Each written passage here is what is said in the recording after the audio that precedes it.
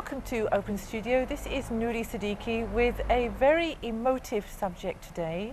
It's the topic of money. Yes, I said money.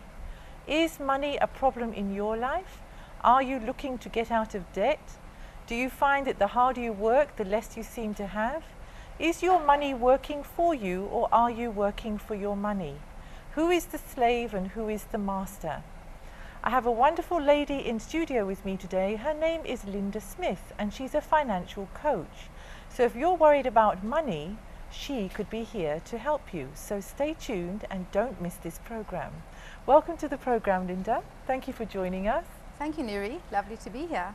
Thank you. Linda, please tell us what is actually really going on in society today. It seems that everybody appears to be in debt. The month seems to run out, the money seems to run out before the month does. And the more we have, the more we want. There's so many different aspects to us feeling that we're just not enough. So where do we find peace with this? Where do we find comfort with it? And what is it that, as a financial coach, you would suggest that a person starts with? Where do they begin? Well, that's a very good question. Where do they begin? Yes. And very often that's one of the issues, that perhaps people don't even begin. And what I mean by that is that the task of, for example, really looking at your finances and taking responsibility for your finances, and by that I mean, budgeting and keeping track of where the money goes and being accountable to yourself about where your money goes. That, for a lot of people, is just something that they either don't have interest in doing because it just occurs as hard work, or when they do it, it doesn't seem to work out. So that leaves them with a sense of failure and that they're not doing as well as they'd like to be doing. So all around, the feelings around their money become quite negative and very anxiety-filled and quite stressful. Well, it's quite interesting that when in a relationship, if we don't pay attention to that relationship and take care of it, it will deteriorate. That's correct. If we have a child and we don't do the same, we'll have problems there. If we have a brand new car and we don't look after it, the same will apply there. So how is it that we're prepared to work so hard for our money, but we don't seem to pay attention to taking care of it? Exactly. And what I share with my clients is that your relationship with money is a relationship for life.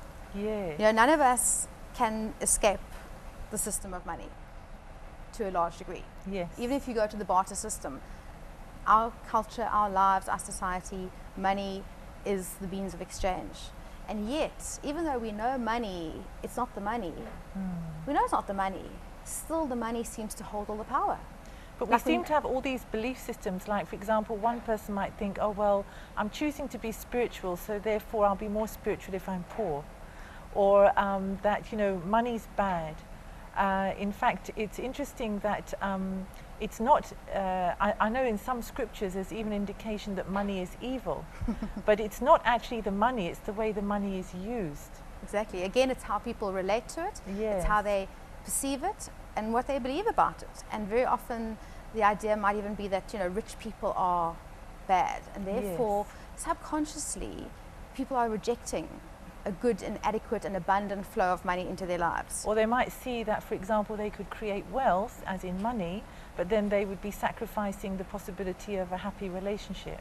So if a happy relationship is their highest value, and they see that money could impact on that negatively, then their focus is on the relationship and not on the money. Exactly. So that eventually you can end up in a poor relationship because the money's going to affect it. That's exactly. Money affects every other area of our life in some way or another. And it's huge, and yet at the same time it's an area that people do not always feel comfortable talking about, being honest about it, and even to themselves about it, because of the fact that it represents so much.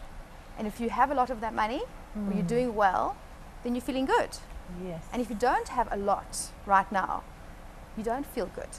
So I've seen how money literally gives people their experience of life. Absolutely. And yet we hold the power, if we would only realize that. So the question is, how does one take that power back? So having the initial understanding of the power of money is also important in order to want it, desire it, want to take care of it. So, for example, money gives you choices. Money gives you time freedom. Money gives you the ability to be powerful in situations where you'd otherwise be disempowered. And then money can also be used as a weapon in a negative sense. If we look at marriages today, it might be said that 3 out of 4 divorces are actually because of financial problems. Sadly, that is true. So that's an awful lot of unnecessarily unhappy homes or broken homes. Due to financial issues. So what's it, as a financial coach, Linda, where is your number one complaint? What is it that people seem to need to address the most? Well, probably the biggest issue that people complain about is the belief and the feeling that they don't have enough. Like we said earlier about how the money ends before the month. And while that might occur as being true for somebody at any given point in time, the more one holds on to that belief, the more you're actually going to perpetuate it. So what you resist will persist. Exactly. Ouch. Exactly. That's like asking for pain. Exactly. Yeah. And if you speak to people wherever they are right now, and maybe somebody's been working for 10 or 15 years, chances are they're earning more today than they were earning when they started. Yes. And what's interesting though is that even though their salaries increased, or even their position and their career has improved dramatically, the experience of financial peace of mind still seems elusive. And so the question really is it the money? Or is it just, again, a person's perception about what they've got? Yes. So it's a combination of how you perceive your financial situation right now, but then also what you're going to actually do about it. And that's where the work comes in. So, when a client comes to see me, or if I'm presenting a workshop, there's always homework, because money needs attention. Well, it's something that needs to be paid relationship. attention to, because I read some interesting statistics on, for example, if you were to take people in the corporate world today, no matter how high they happen to be ranking, but the chances are that if they were to lose their jobs tomorrow, they would be 3 months away from being homeless and broke, with kids not going to school, the car taken back, the house repossessed, and not even money to buy food. Now that is alarming, that the average person is 3 months away from being homeless and broke. Exactly, and I believe that the cause behind that is simply a lack of a commitment from most people to actually save. And when I say the word save, what I'm really meaning is where people actually pay themselves first. Right. And people make that mistake of paying their bills. That sounds like a novel idea. Paying yourself first. Right. In fact, paying yourself first, or saving is what it is about honoring oneself. So if you think about it, that the moment people start earning a salary, unless they make that commitment to saving and building up investments over time, as you said, if they don't have a job, they're 3 months away from being homeless and broke. Yeah. And saving is literally a lost art. Yes. It's not even commonplace. In fact, if anything, debt is more commonplace today than savings. And the question to ask is why? Well, it seems to me that there's a huge lack of education around money, where it's not incorporated in our educational system. And unless you go on to university to do a degree that specialises in money, they don't teach you that there either. But it can be the simple managing of money and budgeting, like you've previously mentioned. Yes. So how do people relate to budgeting? Is it something that we resist? Is it something that, because it overrides our desires? But that's ironic, isn't it? Because if we put our desires before budgeting, it means in the long term we're going to lose the opportunity to fulfill those desires, because we're just getting more and more into debt, and then we're going to sit with worry and anxiety. Exactly. Well, budgeting, I mean, most people, when they hear the word budgeting, they don't get excited. Yes. They don't get excited. No, they don't. It But sounds now- like a word the taxman uses, isn't it? Yes. What's the budget? In fact, Yes. the connection to the word budget even is limiting. Like, how Yes. little have I got? If I do my budget, I realize how little I've got. So how do we turn the word budget into a positive word? And then? I'll share that with you, because one of the things I Yes. introduce my clients to is something I like to call a spending plan. Right. So rather than a budget that is like a limiting feeling, what you're doing is you're creating a Yes. spending Now plan. you're expanding. Exactly. So you're creating a Yes. spending plan. So you're directing your money. You're saying where it must go, instead of later on wondering where it went. And that's what a lot of people are doing. I mean, clients and people I meet with report to me they will draw cash from the bank, And then a day later, they'll be wondering where it went. Right. Yes. And if that happens on a regular basis, that's I'm sure that's quite normal, isn't it, Linda? It's normal. For people to say things like that. It's normal. But the problem is if they don't know where it's gone. Yes. Think about the unconsciousness that exists when people are reporting that they've drawn money and they don't know where it's gone. Yes. And so what people lack is an accountability to themselves. So number one, they haven't taken ownership of their own money. Secondly, they're not prepared to be accountable for it. And they're certainly not prepared to be responsible. But they are prepared to complain. And it has to be everybody else's fault. That has to be serious drama, isn't it? Serious drama. Serious drama that is playing out in one's mind, in one's heart, and literally down to your cellular level. It is huge. Yes. The role that because money we have plays. emotional memory. We do. So what's your emotional memory around money? That's interesting, isn't it? Because now that will go right back to your childhood. Exactly. It's interesting. I think my mother said that money doesn't grow on trees. That's right. And then somebody said to me, well, what's money made of? Paper. Paper. So it does grow on trees. Exactly. You know, there's a lot of these statements that parents came out with. And if I can share anything with your viewers today, and that is, don't share these statements with your children. They're of no value. Yes. They create more chaos and confusion in the child's mind. The truth is, money is simply something that needs to be managed. It doesn't grow on trees, but those that have got it and who are managing it are feeling better than those who either do have it but don't manage it and then lose it, or people who believe they don't have it and feel it's not, well, it's so little that they're earning, why bother, you know, budgeting? Yes. That it becomes a area that gets no attention. And then that message, if parents are living in that type of situation, the message they pass on to their children will also be then one of lack and scarcity. Now, when I was chatting to you before the program, you shared a very interesting story with me about yourself, of when you were around 20 years of age. But tell me, what was your thought process that initiated your actions, and then what was the outcome of your actions? Yes, well, I recall as a teenager, you know, I used to wonder about this thing called money because I could see that people worked for their money. And what was interesting for me to see was that while they worked for their money, I wondered why they didn't get their money to work for them. Yes. So in looking at that question, obviously I realized that to get your money to work for you, you have to have some. Which is probably why people stand in the queue to buy lotto tickets. Right. which doesn't help. Doesn't right. help.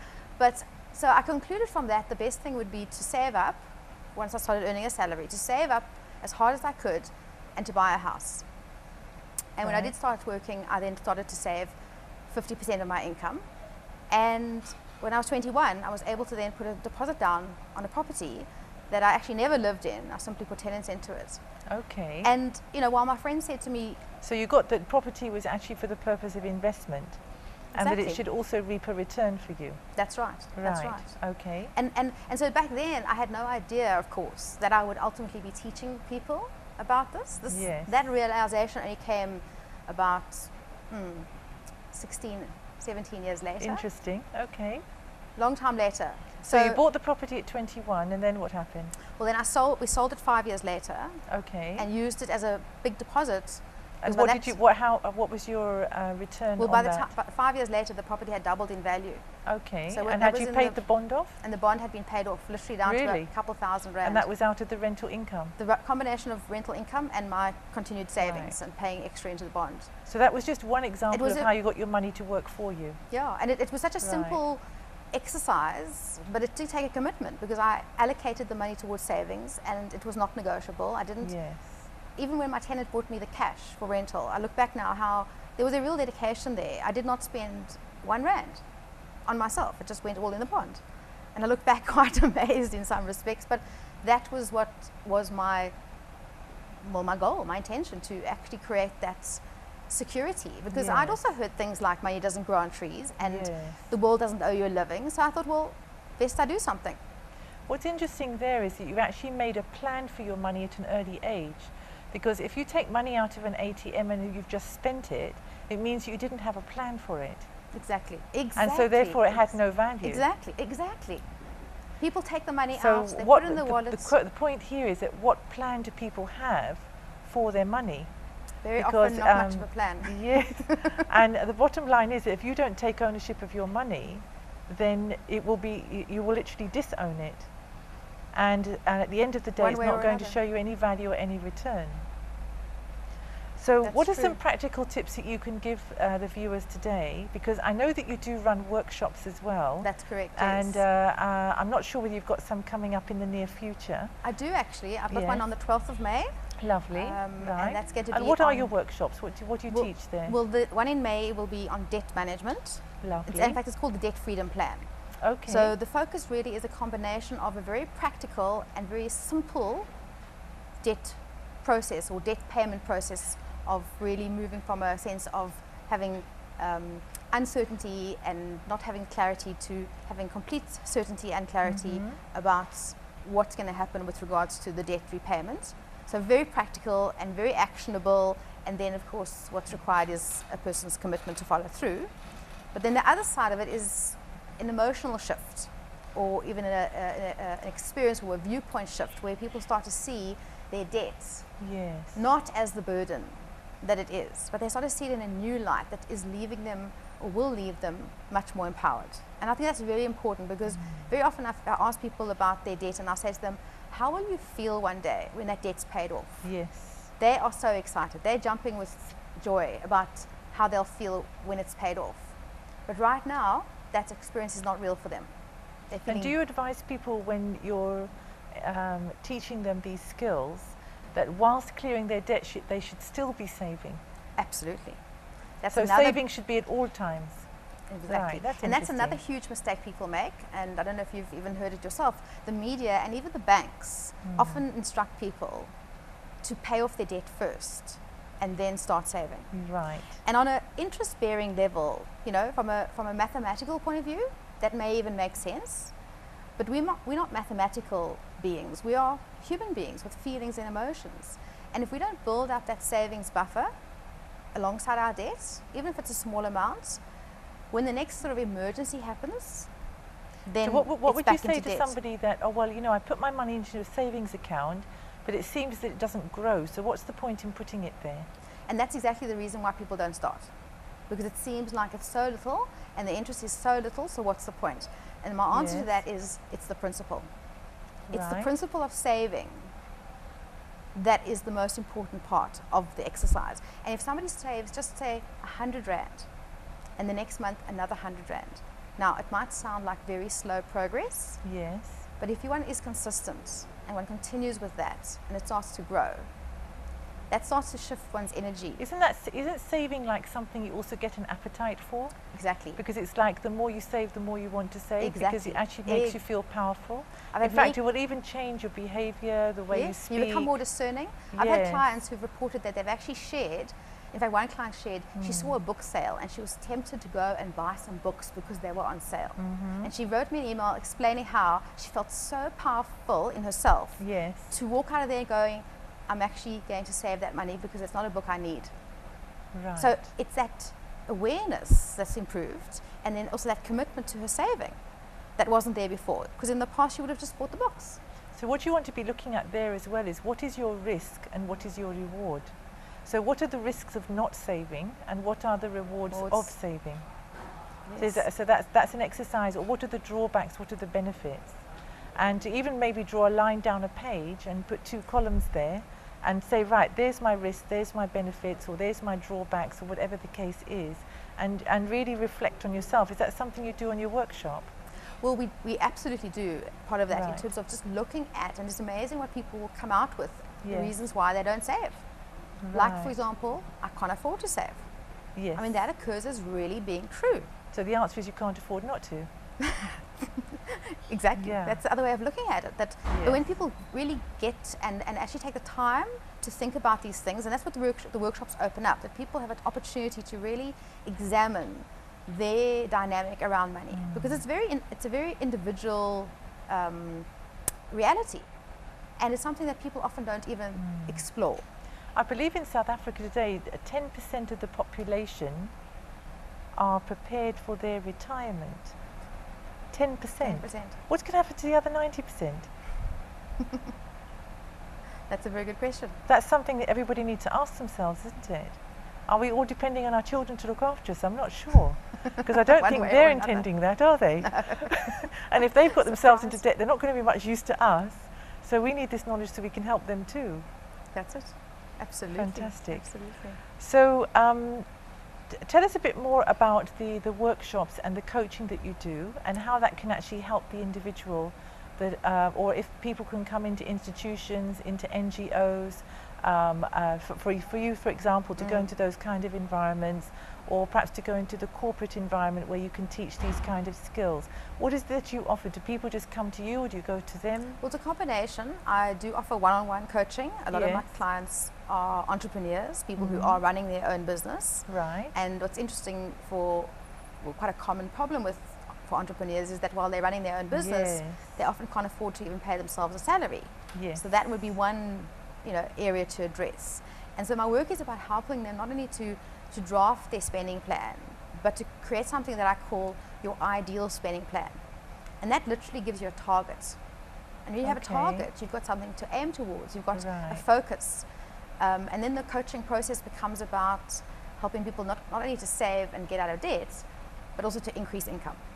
Because at the end of the day, it's about expanding who they are, what they're offering. And the more they start to feel strengthened in the area of their money, so the opportunities to expand their income improves. And when they've got the new structures in place, when that new income comes in, it doesn't just disappear.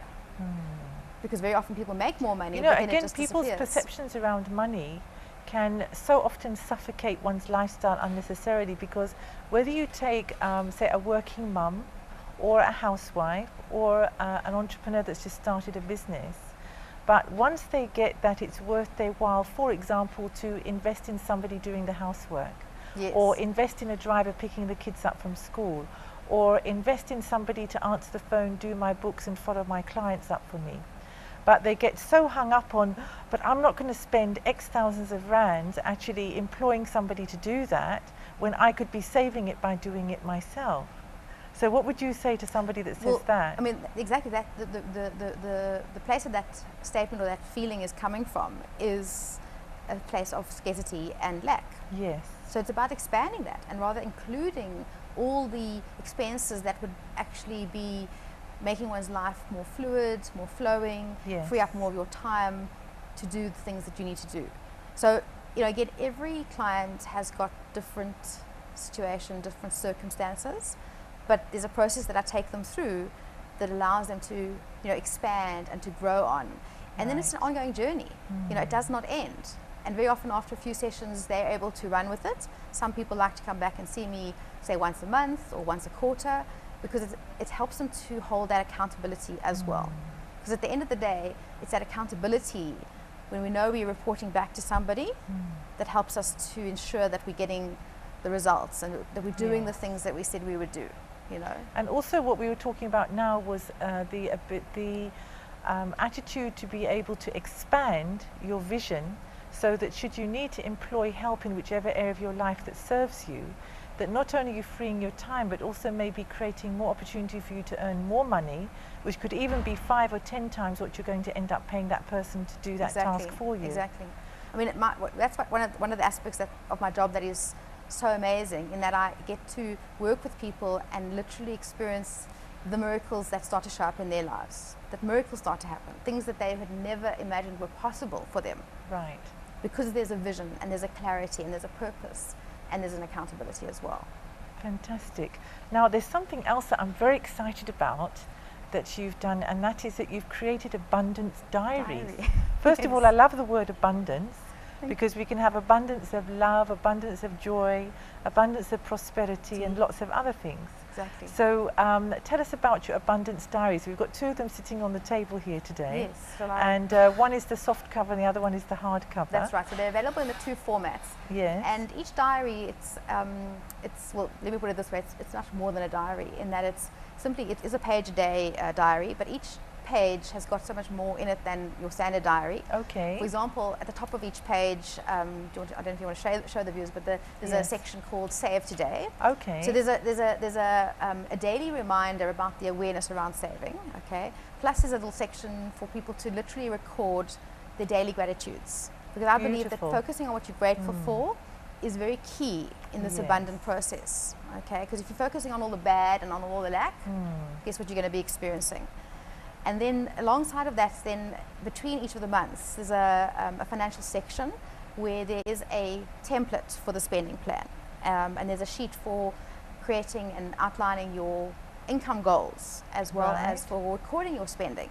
So it's really one place for people to track and be accountable for themselves. And I believe you're giving some away today. We are. We are going to be giving some away. And how are you going to do that? How many are you giving away? So we're going to give 5 away. Lovely. And each of the winners, what they need to do is to contact me directly. Yes. What's your number? And the number that they can get me on is 021 713 3168. Okay. And when they phone, they need to quote my website address. Right, which is? Which is www.lindiary.com. And how do you spell that? It's LINDIARY.com. So the first 3 people to phone after the show that are able to give your website, which is www.lindiary.com, will win a complimentary copy of your. The first 3 to call will win a complimentary copy, either soft cover or hard cover. That's right. Yes. Lovely. And with regard to your workshops? Yes, well, we were saying earlier that we were going to give 5 away, and those 5 people who phoned for the diary, did we say we began to offer them the workshop as well as a complimentary, attendance of my next workshop. Okay. Well, I think you should offer 5 diaries and 5 places on the workshop. So you have a total of 10 winners. 10 winners. Yes. Sounds Don't you think that would be great? Sounds brilliant. Then we're into sharing already. We've got to keep the abundance expanding the abundance. Yes. 10 We've lucky come to winners. the end of the programme, Linda. Oh, my word. Would you just like to give your telephone number again? Certainly. It's 021 713 3168. Lovely. And website www.lindiary.com, Lindiary. Wonderful. Bless you. Thank you for your wonderful contribution. It's been a pleasure. Thank you. We need to have you back. I look forward to seeing you again. Let's do that. Thank you. Awesome. That brings us to the end of today's programme. Is your money working for you? Are you working for your money? Thank you for joining us today. My name is Noorie Siddique. Take care, God bless, and see you next time.